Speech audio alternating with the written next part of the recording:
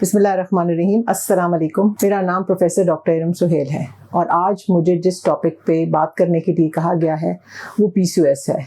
बहुत लोग इसको पीकॉक्स के नाम से भी जानते हैं, हालांकि हम अपनी मेडिकल टर्मिनोलॉजी में ये वर्ड बिल्कुल इस्तेमाल नहीं करते। मगर चलें हम PCOS पे ही बात करते हैं। ये आजकल बहुत ही एक आम मसला बना हुआ है और हर दूसरी औरत को यही शिकायत है। शिकायत में मुख्तलिफ अलामात नज़र आती हैं जिनकी वजह से औरतें, ख़वातीन या बच्चियाँ भी हमारे पास आती हैं। सबसे जो ख़ास जो वजह होती है, जो पहली वजह होता है जिस्म पे बाल आना, और वो जिस्म पे बाल कहीं भी आ सकते हैं, ख़ास करके मुंह पे आना या जिस्म के और जगहों पे। उसके बाद माहवारी का ना आना, कम आना या आगे पीछे होकर आना। तीसरी चीज़ वज़न का ज़्यादा होना।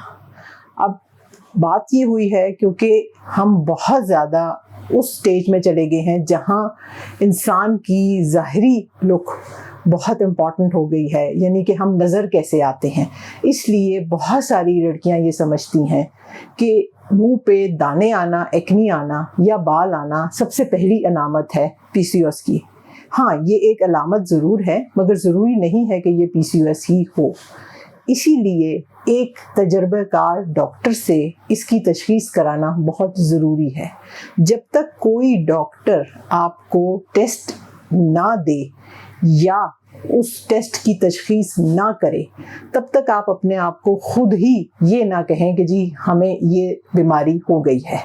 क्योंकि बहुत सारी ख़वातीन हमारे पास जब आती हैं तो उन्होंने किसी रिश्तेदार से ये सुना होता है और अपने आप की तशख़ीस की होती है कि जी हमको ये बीमारी लाहक हो गई है। इस कंडीशन में जब वो आती हैं तो उनकी सोच बदलना हमारे लिए बहुत मुश्किल हो जाता है।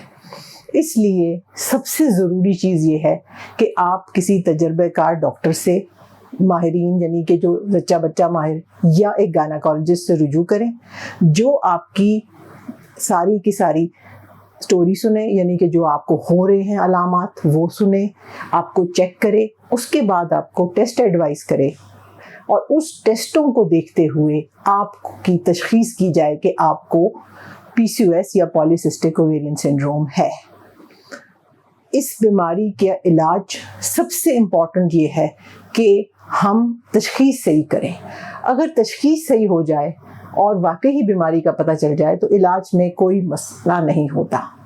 मगर अगर तशख़ीस ही गलत हो जाए, यानी कि अगर आपने किसी से सुन लिया या किसी ने कह दिया और आप उसके पीछे पड़ जाएं कि हाँ जी मुझे ये है, तो फिर मुख्तलिफ अद्वियात का जो इस्तेमाल है वो आपको और मुश्किल में डाल देता है। क्योंकि जब तक आप किसी डॉक्टर के पास पहुँचते हैं तब तक आप अपने साथ काफ़ी कुछ गलत कर चुके होते हैं। अब हम इस बीमारी के बारे में बात करते हैं। हाँ, इस बीमारी को अगर एक दफ़ा तशख़ीस कर लिया जाए तो आजकल बहुत सारी अद्वियात मौजूद हैं जो बहुत ही ज़्यादा इफ़ेक्टिव भी हैं, यानी कि आजमूदा भी हैं और उनको लोग इस्तेमाल करके इससे बेहतर भी हो सकते हैं। ये कहना कि जी ये बीमारी सारी ताहयात आपके साथ चलेगी, हाँ एक तरह से सही भी है, मगर इसका ज़्यादातर यही होता है कि हम इसको लाइफस्टाइल मॉडिफिकेशन कहते हैं, यानी कि आपका रहन सहन हम मुख्तलिफ कर देते हैं, उसके साथ चंद अद्वियात इस्तेमाल करते हैं, जिसमें आजकल जो सबसे ज़्यादा दवाई इस्तेमाल हो रही है वो एनास्टॉल है। और ये एक बहुत ही सेफ दवाई है, इसमें बिल्कुल हार्मोन्स नहीं होते और इसका सबसे ज़्यादा ये फ़ायदा है कि कोई भी उम्र की लड़की इसको इस्तेमाल कर सकती है।